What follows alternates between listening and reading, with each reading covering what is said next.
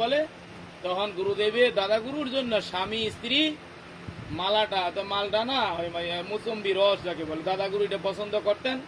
এটা সুন্দর করে বোতলে বানিয়ে সুন্দরকে ঋষিধাম আশ্রমে নিয়ে গেছেন।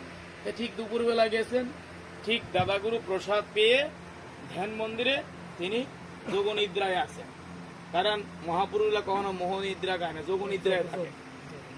এমন সময় যাইয়া পাশে অনেকক্ষণ বসে আছে, তো চিৎকার করে ডাক দিয়েও পারে না, শুধু বলছে বাবা বাবা একটু উঠেন না, রসটা খেয়ে নেন। কিন্তু দাদাগুরু সব শুনতেছে, সব শোনার পরেও উত্তর দিচ্ছেন। কিন্তু যখন বারবার বিরক্ত করতেছে বাবা বাবা উঠেন না, তখন টপ করে দাদাগুরু উঠেছে।